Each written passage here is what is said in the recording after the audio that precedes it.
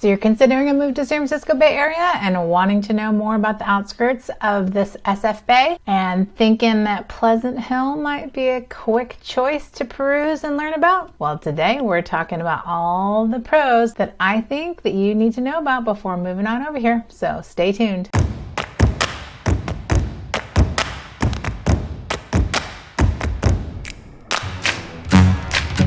Hey guys, Rachel Capel here, East Bay Realtor in the San Francisco Bay Area. If you want to know all things San Francisco Bay related, this is the channel for you. Click that subscribe button, smash the like buttons if you're getting value, and keep us posted if you have questions about living or moving or working in the Bay, because we get you covered in this channel. We have new videos out each week, and we absolutely love helping families and people relocate to the Bay Area, learn all about the Bay, what it's like living, playing, and having fun here. So if you have questions, click all the information down below and reach out to us, because we love helping you guys out, learn about the Bay, and help decipher which might be the right location and area for you. All right, so you want to know about Pleasant Hill and thinking maybe this might be an opportunity for you to relocate within the Bay Area, find something a little bit more affordable in Pleasant Hill versus Walnut Creek, Lafayette, Danville, and just want to know a little bit more about the pros of potentially living in Pleasant Hill. We're going to go over that today. I've been living in Pleasant Hill for 14 plus years now, and I love it. So I want to talk about all those pros that I think that you need to know if you're considering a move outside of your area and into the Bay Area. We got you covered. So let's go over these pros of Pleasant Hill right now. Let's go. All right, so let's get into these pros. Pro number one, Pleasant Hill is more affordable than its neighboring towns, Walnut Creek, Lafayette, Alamo, La Miranda, you name it. So your average price point in Pleasant Hill is going to be $1.2 million versus Walnut Creek's 1.4 and La Miranda's 2.3 to 2.8 depending on the city, and Alamo's 2.9 million. All for a single family residence house. That was last month, so December 2021. These are the prices for the average purchase price of a single family residence in those different towns. So Pleasant Hill, numero uno, is going to be a little bit more affordable than the rest of the towns that are close to it, minus Martinez, Concord, and so on and so forth, down the 680, up to 680, I should say. So you're looking at more affordable over here in Pleasant Hill, and something to consider, especially when you're thinking about moving to San Francisco Bay Area, where the purchase price could be multi-millions over there in the city. I don't work too much in San Francisco, but I know it's way more expensive. All right, pro number two is that Pleasant Hill has a really cute downtown. Now, I think it's slightly different, obviously, from Walnut Creek, which we all know that I love Walnut Creek, but I do really enjoy Pleasant Hill. They've got a lot of great restaurants down here, super cute little places that you can go to, mom and pop places. And there's also a little area where the kids can play over down by the city hall there. There's a huge little lake where there's a bunch of turtles, and my son, I love taking him over there with friends and little buddies to run around and to go check out the turtles and the fish and all that stuff, because they have koi fish there. And I'll get into a couple other pros down the road, but the downtown is really cute. You can walk down there and go to have Cold Stone's ice cream. We love going here with the kiddos. I mean, it's totally expensive because you could buy a gallon of ice cream for like $5-6, and it's like a scoop is $5-6, but it's so fun because they just love seeing it like, you know, meshed all together and have an ice cream on a hot day. And then if you want like Chipotle, there's Chipotle down there, or there's Jack's. People love Jack's. I actually recently had a client that had never been downtown Pleasant Hill. They were considering Pleasant Hill, but because of my videos, they were like, oh, we want to know more. And so, like, long story short, we saw a condo and a couple townhouses in Pleasant Hill, and I told them, go have lunch at Jack's, and they absolutely loved it. Jack's has an outside seating area, which is so nice in the summer, or even like today on a really nice spring, well, it's not spring, but it feels like spring kind of winter day, where you can actually eat outside of COVID craziness. It's super fun just to walk down there with the kids, get them out, get a Jamba Juice. There's Jamba Juice down there. There's a theater. The theater is absolutely awesome because it's got all the reclining chairs and the popcorn, and fingers crossed that they can survive throughout these COVID crazy times, but you'll really love it. And there's easy parking. All things that you need are downtown Pleasant Hill. It's smaller and more kind of compact versus Walnut Creek. Creek, but I think that you'll really like it. Now, the single scene is not like, it's not as good and bumping and popping as it would be in, you know, maybe Walnut Creek or the Veranda area, but you will have, it's more family friendly, I think. Not that Walnut Creek isn't family friendly, but I think it's just has a little bit more opportunity for singles in Walnut Creek, whereas here in downtown Pleasant Hill, there's just not as much. You're going to have like kind of smaller towns. Jack's on Tap would be probably the place that you would go if you're going to go on a date, because there's like Five Guys and they're kind of like, oh, you would do the movie theater actually. You could do Jack's and the movie theater and Urban Plates. Those are two kind of restaurants that I think would be good for a date if you wanted to do a date night. But again, there's also like Wentz's just around the corner from the downtown. So number 2 is Pleasant Hill is a really cute downtown. It's, you know, super cute for families down over by the city center where the lake is, and also like just on the strip in general. Singles too, you could have a picnic. It just depends on what you want to do. You're gonna get more, you know, nightlife and bars and dancing and all that stuff in Walnut Creek if you want to do that. So you could have a really great time though in downtown Walnut Creek. So that's my number 2. Pro number 3 is that they actually have a BART station in Pleasant Hill. So that's really convenient for people that are going to be commuting. If you are going into the San Francisco area, Oakland, Berkeley, wherever, you are going to have an actual BART station here that is safe, and it's got a pretty good BART parking lot, and it's just really convenient. So I don't know if you're going to be commuting or if you're going to want to go into the city for fun events and things like that, but it's also super handy to just have a BART station in the town that you're living in, because you always have that option. So number 3 is that Pleasant Hill has a BART station. All right, now number 4, tailgating onto that BART station, Pleasant Hill has great access to the freeway. So in Pleasant Hill, it's a smaller town, so you're not going to have like Walnut Creek. You're not going to have to go up Ignacio or Treat or go into the hills. I mean, you might go into the hills, like kind of Pleasant Hill, Martinez border, but it actually has really good freeway access. Like you can very easily be on the freeway within 5 to 7 minutes. So certain areas and pockets like Moraga, you're going to take one road into and out of the town. So you're going to have to go down that road to get to the freeway. So you're kind of trapped in the hills there. Now, I really love Pleasant Hill because it is super quick freeway access. I can be on the freeway within like 5 minutes, really 5-7 minutes. So if I'm going anywhere, which obviously in life we have to go places. So if I'm meeting clients, showing houses, I can hop on the freeway and be in Walnut Creek in like 12-15 minutes max, depending on if there's really bad traffic or whatever. Or if I need to head into Martinez, I can either take back roads or take the freeway. Really easy access to the freeway. It's something you don't really think about, but like me on a daily basis, having to drive around, I don't have to drive too far. Thank God I don't have to commute, but something to consider if you want to get in and get out. And in California, there's always going to be traffic. So if you're accessible to a freeway and it's not like, you know, a 10-minute drive to the freeway, it just makes your life a little bit easier. Now with that, obviously the con is like there's going to be more stuff that you're going to see near the freeway, but it is what it is. And I think honestly, BART station and that freeway access is priceless. So Pleasant Hill's a smaller town, but you have that access to the freeway really easily. So that is my number 4.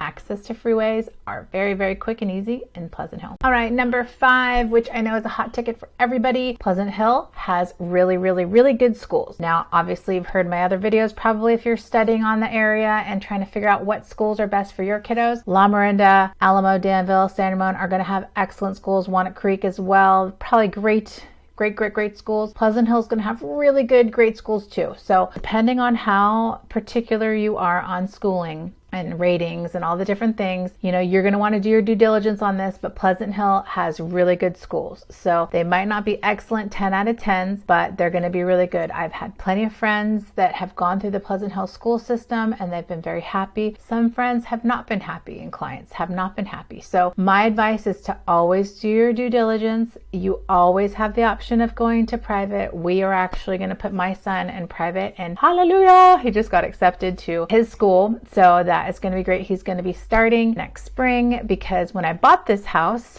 probably like 17 years ago, the school was an 8, but now it's a 4 on greatschools.org. So for me, and my particular views and values, that's not good enough. So we're going to be putting him in private, because we are 1 block away from Strandwood, which I love, but Strandwood is not, it's really hard to transfer your kiddos, interdistrict transfer. So stuff you have to consider if you have kids. If you don't have kids, do whatever you want to do. But if you have kids, these are things you have to think about. And again, if you're in Pleasant Hill, it might be something, maybe you buy a little bit more affordable house and then you go private. Just depends on what you want and what's right for your family. So I think the pro number 5 for me is that Pleasant Hill has really good schools. And again, Lots of people that I know love them, and I just hear fantastic things about Strandwood, so Sequoia as well. So definitely do your due diligence and your research, but that is my number 5. All right, my number 6 is that Pleasant Hill has some great hikes and trails and lots of great parks. So if you are an outdoor person, which I think everybody in California has to be a little bit of an outdoor person because there's so many great things to do in the weather here. And the beautiful thing about it is going to the parks is usually free. Parks and trails are usually free. So in Pleasant Hill, I'll show a little clip of some videos that you can kind of take a look at next. But basically you can have a plethora of things to do here. Like